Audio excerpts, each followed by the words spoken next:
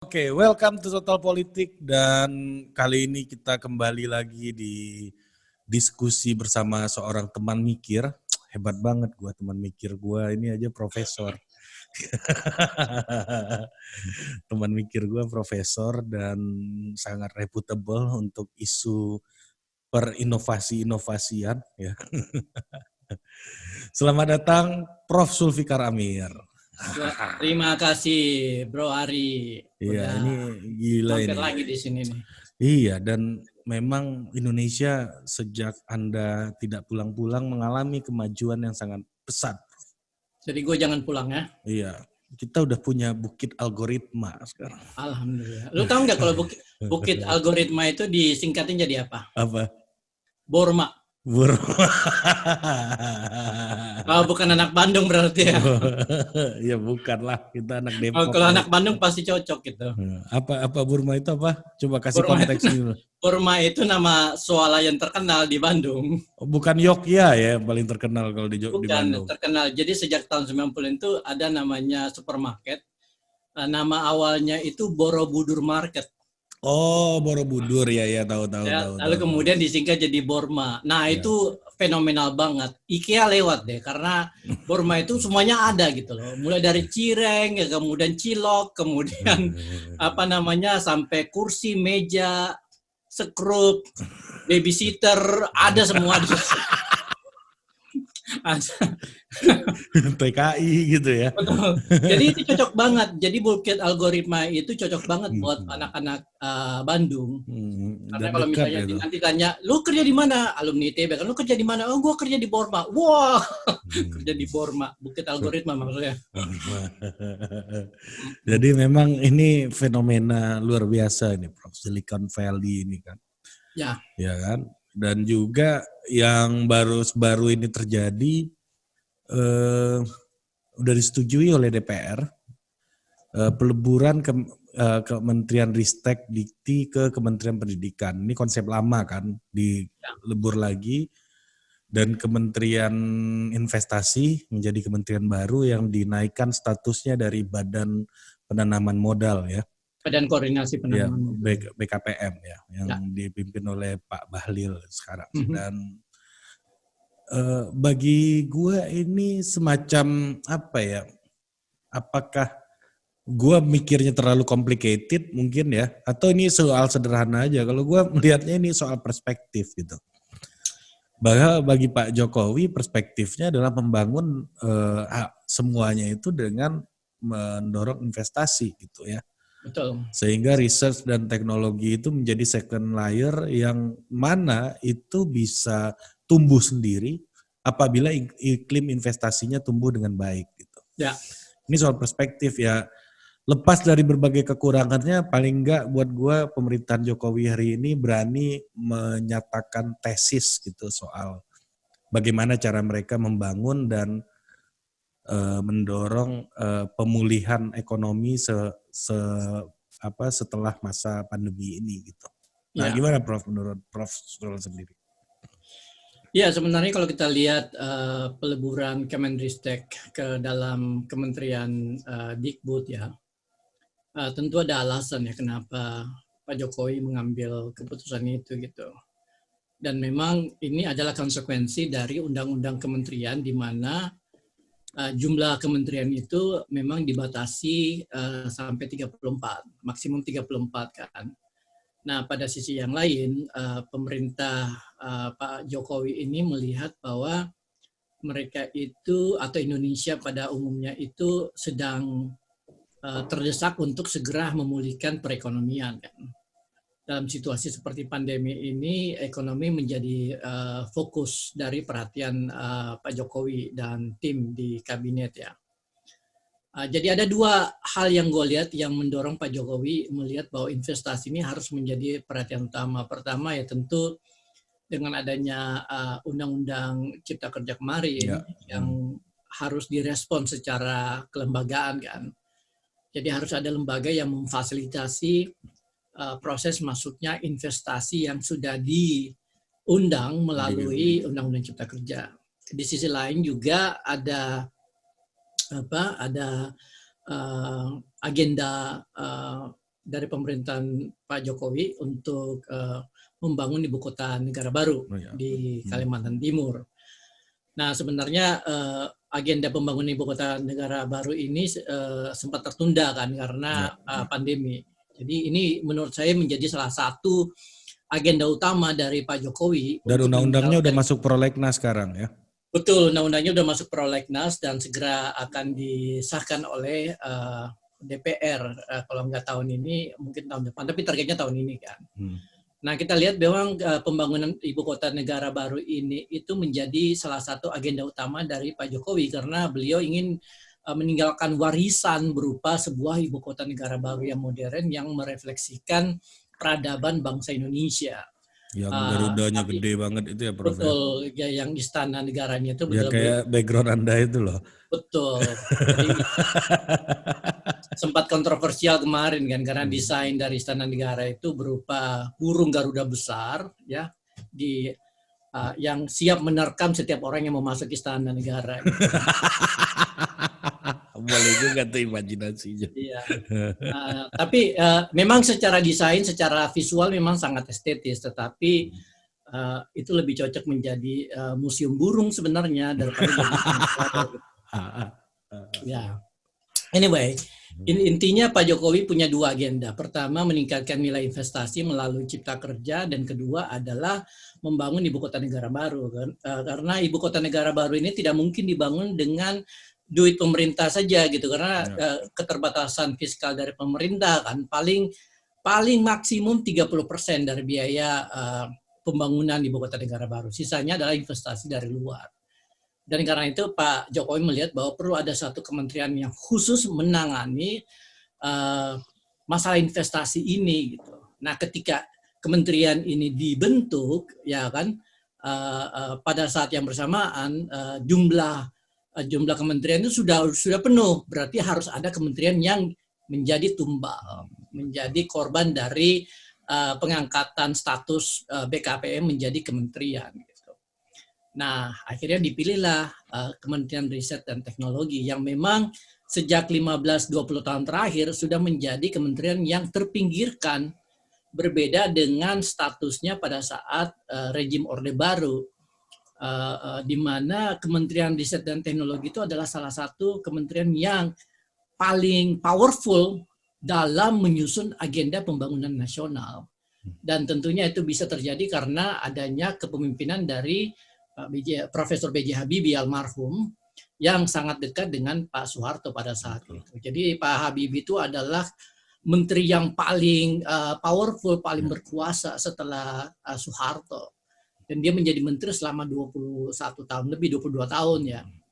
Ya kan, ketika Orde Baru runtuh ya, akhirnya Kementerian Riset dan Teknologi pun kehilangan otoritas, mengalami pelemahan, dan akhirnya cuma menjadi kursi buat diberikan kepada partai-partai politik yang belum tentu memiliki orang yang kompeten untuk mengurus itu gitu. Belum lagi kita bicara tentang sumber daya finansial yang diberikan kepada Kemenristek yang jumlahnya itu sangat amat kecil. Dan akhirnya selama 15 tahun bisa dibilang Kementerian Ristek ini tidak terlalu efektif untuk memberikan kontribusi yang signifikan terhadap perkembangan sains dan teknologi dan inovasi di Indonesia. Dan akhirnya klimaksnya adalah pembubaran. Menurut saya sih ini lebih sebagai pembubaran daripada peluburan, karena pada akhirnya ketika Kemenristek yang sudah kecil ini dimasukkan ke dalam Kemendikbud yang sangat besar ini, dia akhirnya tidak punya kekuasaan apa-apa gitu. Dia hanyalah bagian dari satu kementerian yang mengurus begitu kompleks permasalahan gitu loh. Masalah yang sangat kompleks gitu. Ya kan? Ya. Dan ini terjadi karena perlunya sebuah kementerian yang mengurus masalah investasi. Berarti ini sangat terkait dengan misi Pak Jokowi dalam mendorong pembangunan ibu kota baru berarti ya, Prof. Dan sangat ya. Ya, dan ini kan artinya bahwa investasi dan belanja pemerintah inilah yang menjadi backbone dari pemulihan ekonomi kan. berarti ya di yang bagi Pak Jokowi. Nah, pertanyaannya begini, Prof. Bagaimana sih negara-negara lain gitu ya yang bangkit pasca krisis, strategi apa sih biasanya yang dia pilih dan kemudian negara tersebut bisa menjadi kekuatan ekonomi baru gitu di dunia. Let's say Jepang gitu setelah Perang Dunia kan babak belur tuh Nagasaki dan Hiroshima. Apakah eh, langkah untuk mengundang membangun kementerian investasi yang mana itu membuka keran investasi sebesar-besarnya inilah yang dia pilih untuk penguatan ekonomi dan kemudian Jepang terbukti menjadi sebuah negara yang memiliki kekuatan ekonomi utama di dunia bahkan waktu itu. Ya. Iya, jadi ketika suatu negara baru keluar dari krisis, biasanya investasi itu menjadi semacam instrumen yang sangat efektif untuk mengakselerasi pertumbuhan ekonomi. Ini terjadi di mana-mana. Negara paling miskin sekalipun ketika mereka membuka ekonomi mereka, ketika mereka membuka pasar mereka terhadap investasi dari luar, pertumbuhan itu bisa sangat cepat terjadi gitu. Myanmar misalnya, ya kan, ketika mereka membuka ekonomi, investasi masuk dengan sangat masif dan kemudian akhirnya membuat pertumbuhan ekonomi mereka itu melejit. Vietnam juga mengalami. Nah, Indonesia pun juga mengalami pada tahun 60-an kan, ketika terjadi peralihan kekuasaan dari rejim so-called Orde Lama menjadi Orde Baru, dan kemudian Soeharto membangun satu sistem ekonomi yang lebih ramah terhadap investor asing. Indonesia pun mengalami percepatan pertumbuhan dengan sangat tinggi kan, hingga berkali-kali lipat gitu. Cuman kemudian kita harus lihat dulu tipe krisis yang kita alami saat ini itu berbeda dengan tipe krisis yang kita alami sebelumnya atau yang Jepang alami pasca Perang Dunia. Karena kita berhadapan dengan situasi di mana krisis ini akan berlangsung relatif lama gitu. Ya kan? Dan seluruh dunia. Betul, sampai sekarang pun belum ada satu negara yang berhasil melakukan normalisasi sistem ekonomi mereka seperti sebelum COVID. Bahkan Cina pun walaupun mereka sudah positif pertumbuhannya, itu kan masih terseok-seok juga.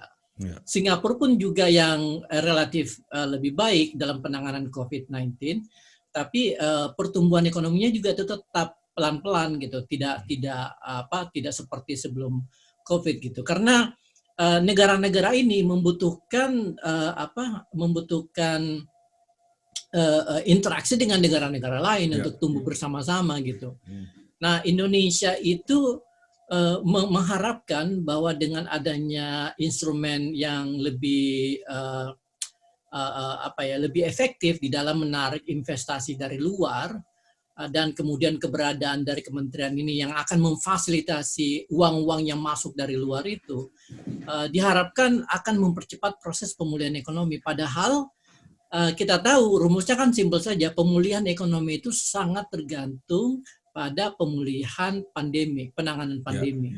Ya kan, ketika penanganan pandeminya itu tidak berjalan dengan baik, pemulihan ekonomi pun tidak akan bisa maju ke depan gitu. Jadi kalau misalnya ada dua kendaraan, ada dua mobil, ya, mobil ekonomi itu cuma bisa menunggu di belakang sampai mobil pandemi atau mobil kesehatan ini jalan dengan baik gitu. Gitu kan. Nah, itu yang jadi masalah gitu. Ya, jadi strategi investasi pun sebenarnya ya secara logika itu nggak masuk banget, nggak terlalu logis gitu sebenarnya ya, Prof. Dalam bisa jadi ya sangat ya, jadi tidak logis dalam arti gini, sepertinya pemerintah berasumsi bahwa pandemi COVID ini akan segera selesai gitu loh, dalam waktu dekat gitu kan. Karena vaksin kan, karena iya diharapkan kan. Jadi pemerintah berasumsi bahwa vaksinasi yang sedang kita lakukan ini akan segera mengeluarkan kita dari pandemi. Padahal kan kita belum tahu sebenarnya memang ada beberapa data yang menunjukkan efektivitas vaksinasi untuk mengurangi laju penularan di masyarakat. Salah satu bukti itu adalah Israel. Israel itu sudah melakukan vaksinasi ke 60% penduduk mereka dan jumlah kasus itu drop. Sekarang itu mungkin per hari cuma 50-60 bandingin dengan 2 bulan sebelumnya yang angkanya itu bisa sampai 1.000-2.000 kasus per hari gitu. Dan ini berjalan dengan sangat baik gitu. Jadi ada harapan memang bahwa vaksinasi ini bisa berjalan dengan bisa efektif untuk menekan laju penularan dan membawa kita ke era bebas pandemi. Tapi itu kan terjadi di Israel dengan penanganan pandemi yang berbeda dengan Indonesia, dengan penggunaan vaksin yang juga berbeda dengan Indonesia gitu. Jadi sangat tergantung. Jadi ketika pemerintah ini masih bergelut dengan permasalahan pandemi dan pada saat yang bersamaan vaksinasi kita juga masih mengalami kendala yang begitu banyak, termasuk supply yang tersendat dari luar, ya kan, akan sangat tidak logis ketika pemerintah langsung banting setir mengurus investasi, gitu kan, mengurus investasi yang kita belum tentu tahu apakah akan masuk ke Indonesia gitu loh pada saat situasi pandemi di Indonesia itu belum benar-benar pulih gitu kan. Nah kalau kita lihat memang selama 1 bulan terakhir ada penurunan jumlah kasus yang cukup signifikan kan. Jadi untuk pertama kalinya Indonesia akhirnya bisa menurunkan jumlah kasus dan sehingga kita bisa melewati gelombang pertama nih, ya kan, the first wave sudah lewat nih. Tetapi kan kalau kita lihat dari pengalaman negara lain, setelah gelombang pertama itu biasanya ada gelombang kedua, gelombang ketiga, bahkan Amerika udah masuk gelombang keempat gitu loh. Ya kan? Artinya pandemi ini belum selesai, ancaman masih besar. Jumlah kasus kita sebenarnya juga masih relatif besar. Nah, terus apa ya 5.000 per hari. Ya, yang bikin pemerintah ini pede banget bahwa pandemi ini akan berakhir itu apa? Saya pikir bukan pede, tetapi ada semacam kondisi desperate. Ya. Oke. Gue nggak mau ngomong itu. Ya, enggak, menurut saya itu desperate. Kenapa? Karena ya utang luar negeri, lalu kemudian situasi perekonomian yang benar-benar ini gitu. Jadi pemerintah sepertinya mencoba mengambil kesempatan untuk mempercepat proses pemulihan pada saat kondisi finansial kita itu sedang masuk ke jurang yang lebih dalam gitu. Kalau Cina itu apa yang dia lakukan, Prof, ketika ekonominya bisa bergerak positif gitu? Ya mereka sudah relatif bisa mengendalikan pandemi ini kan. Lalu kemudian juga mereka punya pasar domestik yang sangat besar gitu. Jadi perekonomian Cina itu bisa tumbuh lagi ya karena mereka bisa mengandalkan pasar domestik yang besar. Di sisi lain juga mereka udah bisa melakukan ekspor beberapa komoditas ya termasuk tentunya vaksin ya kan. Vaksin itu datangnya tidak gratis, itu kita bayar gitu, kita beli kan. Betul gitu. Ya, jadi memang ini sangat terkait dengan strategi Pak Jokowi bebas dari pandemi ya berarti, dan juga terkait dengan legasinya berupa ibu kota baru yang secara dalam tanda kutip ambisius ingin dicapai gitu ya. Betul. Menurut saya sih gini, saya sih tidak anti rencana pembangunan ibu kota negara baru. Menurut gua ya, Indonesia memang butuh ibu kota negara baru.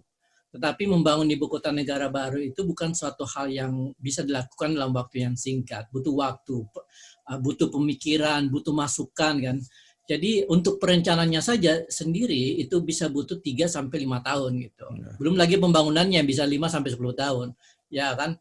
Artinya butuh proses yang benar-benar matang supaya nanti ketika ibu kota negara baru ini jadi, dia menjadi sebuah ibu kota negara baru yang membuat kita bangga gitu loh, punya aura, punya identitas, punya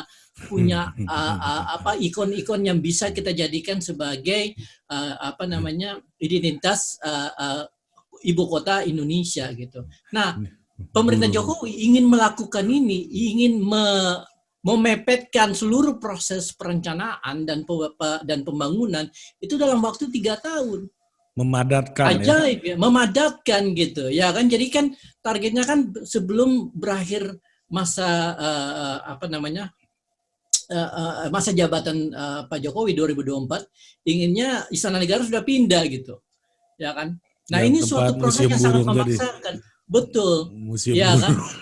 Masuk ke Istana Burung juga nanti gitu kan.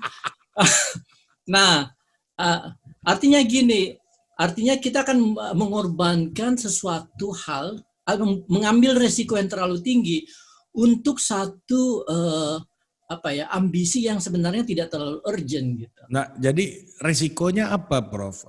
Menristek Dikti ini dilebur ke Oke, nah Kementerian ya, Pendidikan. nah kalau kita lihat begini sebenarnya. Kan ini nggak perform juga nih barang selama 20 Iya, tahun tapi belakang. tidak performnya bukan berarti karena dia tidak melebur ke Kemendikbud, bukan kan?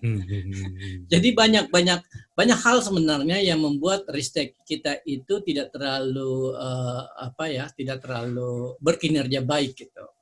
Tapi gini, kalau kita lihat dan ini selalu gue kaitkan sama masalah pandemi.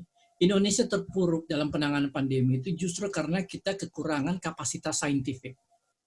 Kita kekurangan kemampuan saintifik untuk mengidentifikasi sekaligus merespon pandemik ini, ya kan? Kita kekurangan orang-orang yang ahli di bidang penanganan pandemi. Kita kekurangan kemampuan lembaga yang memiliki kemampuan untuk memitigasi pandemi, ya kan? Kemampuan saintifik ya, kemampuan intelektual. Kita tidak punya kemampuan untuk membuat alat tes yang baik, ya kan? Kan ada Genos. Jangan ketawa Anda. Ya itu ya boleh lah, oke lah, ya kan? Belum lagi kita tidak punya, ada memang kemampuan kita untuk membuat vaksin ya, tetapi kan butuh waktu kan, dan bukan vaksin merah putih, bukan vaksin Nusantara yang tapi vaksin merah putih gitu yang melalui proses yang standar gitu kan. Jadi intinya gini, Indonesia terpuruk di dalam penanganan pandemi justru karena kita memiliki kelemahan di dalam hal saintifik. Kemampuan saintifik gitu. Nah, itu nggak bisa dikasih ke kampus gitu. Di Amerika emang ada kementerian bisa sebenarnya. Tapi kan kemudian memang di Singapura ada nggak kementerian riset dan teknologi? Nah nanti kita bicarakan itu, ya kan? Pokoknya kita bicara ristek dulu lah, ya kan? Artinya sebenarnya Kementerian Ristek ini punya peran, bisa memainkan peran yang sangat penting di dalam mengurangi resiko pandemi di Indonesia, ya kan? Tetapi justru ironisnya kementerian yang sebenarnya memiliki fungsi yang sangat strategis ini itu dikucilkan dan kemudian dilebur menjadi bagian dari Kemendikbud, ya kan? Nah sekarang gue balik, kalaupun ternyata memang ya artinya gini, kalau memang Pak Jokowi itu berhadapan dengan satu fakta bahwa jumlah kementerian sudah mentok 34, sementara dia harus membuat atau mengangkat status BKPM menjadi kementerian, kan pilihannya tidak berarti harus meleburkan Kemendristek kan? Betul. Ya kan? Apa alternatifnya? Dia bisa saja mengangkat BKPN menjadi menteri dan menggabungkannya dengan Kementerian Industri, Perindustrian. Jadi akan lebih relevan karena kementerian ini akan menjadi Kementerian Perindustrian dan Investasi. Betul. Nah, itu lebih cocok. Nah, Indonesia itu selama 15 tahun mengalami proses yang disebut sebagai deindustrialisasi. Saya baca tweet Anda itu soal itu. Betul kan? Nah, bagaimana caranya supaya deindustrialisasi ini itu dikurangi? Yaitu dengan investasi langsung ke dalam sektor industri, ya kan? Jadi uang-uang yang masuk dari luar itu masuk dipakai untuk meningkatkan kapasitas industri kita, bukan untuk dijadikan alat untuk menjual hutan, tanah, buruh murah dan sebagainya gitu. Gitu. Nah, artinya sebenarnya ini kan ada pilihan, tapi kemudian yang jadi pertanyaan, kenapa bukan pilihan ini yang diambil? Kenapa justru Kemendristek yang dibubarkan gitu? Nah, ini cara pandang dari Pak Jokowi sebenarnya sebagai seorang pemimpin negara yang melihat bahwa memang ya Kemendristek itu tidak terlalu signifikan gitu. Ini Artinya dia melihat memang spending aja nih barang nih gitu. benar. Artinya ada keterbatasan pemahaman dari Pak Jokowi dalam Iya. melihat peran dari sains dan teknologi di dalam menyelesaikan begitu banyak masalah yang dimiliki Indonesia gitu. Gitu Ya kan. jangan-jangan ya masalah Indonesia nggak perlu pakai science lah nyelesainnya gitu. Perlu pakai apa? Pakai dukun. Pakai dukun. Pakai influencer kayaknya. Pakai influencer ya, influencer. Nah, sementara di negara lain gimana, Prof? Oke, nah sebenarnya kalau kita lihat memang di beberapa negara-negara yang sains dan teknologinya itu maju, mereka tidak punya kementerian khusus untuk sains dan teknologi. Contoh yang paling gampang itu adalah Amerika Serikat. Ya kan, Amerika Serikat adalah the powerhouse of technological innovation. Mereka punya semuanya gitu. Mereka yang menemukan internet, mereka yang menemukan yang mengembangkan mobil misalnya ya. Mereka yang mengembangkan energi nuklir. Pokoknya macam-macam lah ya. Dan negara dengan jumlah penerima Nobel paling banyak itu ya di Amerika Serikat. Tapi Amerika Serikat tidak punya yang namanya Department of Research and Technology. Nggak punya. Ya kan? Tapi jangan lupa bahwa tradisi sains dan teknologi atau tradisi sains, teknologi and innovation di Amerika Serikat itu punya sejarah panjang sejak abad 19. Ya kan, ketika Amerika Serikat sebagai sebuah negara mengalami proses revolusi industri tahap kedua. Ya kan, kalau revolusi tahap pertama kan terjadi di Inggris, ya kan. Nah, revolusi tahap kedua itu terjadi di Amerika Serikat. Fordism ya. Betul, kita tahu lah. Istilahnya Itu terjadinya di Midwest kan. Lalu kemudian awal abad 20 terjadi perubahan yang sangat masif dengan masuknya dana-dana riset dari pemerintah federal ke kampus-kampus di pantai timur, ke MIT, Harvard, Princeton, Columbia, dan sebagainya gitu. Yang kemudian menyulut perkembangan sains yang sangat-sangat sifatnya akseleratif gitu.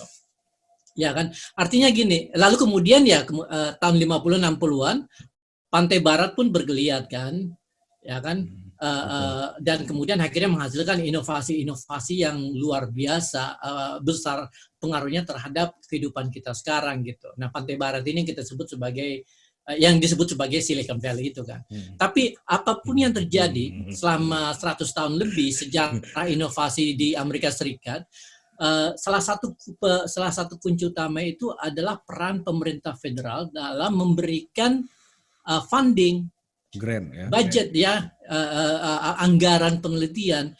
Nah, dan kalau kita lihat 65% biaya budget R&D di Amerika Serikat itu ditujukan untuk proyek-proyek yang berkaitan dengan teknologi militer. Betul. Gitu. Kan itu pernah kita bahas di sesi sebelumnya itu. Betul banget. Jadi kalau kita lihat memang pemerintah federal memang tidak memiliki Department of Science and Technology atau Department of Research and Technology, tapi mereka berperan aktif dalam memberikan dana riset ke kampus-kampus untuk melakukan penelitian yang sifatnya itu penelitian dasar basic, sampai penelitian riset ini istilahnya fundamental research atau basic research sampai ke penelitian yang sifatnya itu aplikatif gitu. Nah, belum lagi kemudian peran dari perusahaan-perusahaan besar ya kan, multinational corporation seperti misalnya General Electric, lalu kemudian yang besar-besar di Amerika itu ya Ford ya, kemudian ada Rockefeller, lalu kemudian banyaklah ya multinational giants di Amerika Serikat gitu. Mereka juga memiliki R&D ya kan. Belum lagi industri-industri militer mereka kayak Martin and Lockheed ya. Lalu kemudian Boeing dan sebagainya gitu. kayak gitu. Nah, Ya. kalau Singapura, negara lainnya adalah Singapura. Singapura itu tidak punya memang Kementerian Sains dan Teknologi, sains, tapi mereka punya divisi Science, Technology and Policy yang dipegang oleh satu lembaga. Nama lembaganya itu adalah Economic Development Board, EDB. Nah, EDB ini adalah sebuah dewan berada di bawah kantor Perdana Menteri Singapura. Nah, mereka yang merumuskan strategi sains dan teknologi di Singapura itu seperti apa, dan mereka yang menentukan berapa budget yang harus mereka keluarkan. Itu sama gitu. kayak Communication and Tourism Board itu ya di Singapura ya. Betul, betul. Jadi EDB inilah yang memberikan budget untuk penelitian-penelitian yang dianggap strategis buat Singapura, termasuk pengembangan vaksin yang sekarang sedang dilakukan oleh National University of Singapore. Gitu. Oke. Jadi memang ya tidak ada juga contohnya negara-negara di dunia yang punya Kementerian Riset dan Teknologi ya sebenarnya. Betul. Tapi Indonesia itu berbeda. Mungkin kita tidak perlu Kementerian Riset dan Teknologi ketika infrastruktur saintifik kita itu sudah bagus, sudah mapan. Oke. Ketika budget itu sudah aman, budget untuk melakukan riset itu sudah aman, ya kan? Dan ketika peneliti-peneliti kita itu sudah terkoneksi dengan baik dengan industri-industri. Tetapi kita tidak punya ini gitu. Dan kalau misalnya kita tidak punya satu lembaga khusus yang menangani ini, maka kita tidak akan pernah punya kemampuan yang cukup untuk mengembangkan sains dan teknologi yang kita butuhkan gitu. Nah, itu yang jadi masalah gitu. Makanya Kementerian Riset dan Teknologi tetap perlu, karena disinilah kebijakan sains dan teknologi itu dibuat secara spesifik, lalu kemudian dijadikan rujukan untuk mengembangkan sains dan teknologi untuk sektor-sektor yang sangat strategis buat Indonesia, mulai dari misalnya kesehatan, pangan, ya kan, lalu kemudian transportasi, mitigasi bencana dan sebagainya. Gitu. Ya, berarti memang tidak perlu kementeriannya, tapi fungsi-fungsinya dapat dioptimalkan oleh sebuah lembaga kan gitu ya. Iya, tapi BRIN kan itu kan ada BRIN, ada LIPI. Iya, tapi kan itu, BRIN itu adalah lembaga, tetapi kemudian dia tidak punya otoritas untuk membuat kebijakan. Karena cuma kementerian yang membuat kebijakan. Kalau badan itu kan cuma pelaksana. Betul, betul. Gitu. LIPI juga pelaksana juga. LIPI pelaksana, ya kan, LIPI, BPT dan sebagainya itu pelaksana gitu. Nah, berarti ini juga terkait dengan tradisi yang berkembang di universitas ya berarti ya dalam konteks ini ya berarti ya, Bro. Ya, tradisi penelitian di universitas itu memang sangat tergantung pada banyak hal ya, termasuk tentunya kebijakan sains dan teknologi secara nasional gitu. Karena biasanya peneliti-peneliti di kampus itu merespon kebutuhan yang muncul. Nah, yang mengidentifikasi kebutuhan ini adalah kementerian. Nah, mungkin saja Kementerian Pendidikan, Kebudayaan dan Ristek itu akan memainkan peran itu gitu. Tetapi beberapa teman itu menganggap bahwa itu mungkin agak sulit untuk dilakukan secara optimal, karena kalau misalnya kementeriannya terlalu besar, ya kan, sementara perhatian untuk sains dan teknologi itu dibutuhkan secara spesifik, akhirnya ya kualitas kebijakannya itu pun juga tidak terlalu bisa diharapkan untuk mengadres itu apa ya bahasa Indonesianya ya, untuk merespon ya berbagai permasalahan yang ada di masyarakat gitu. Beda kalau misalnya dia menjadi kementerian gitu. Kementerian akhirnya kan punya sumber daya yang lebih besar kan, dan kemudian punya kaki tangan birokrasi untuk mengatur aktivitas yang ada di dalam sektor itu gitu.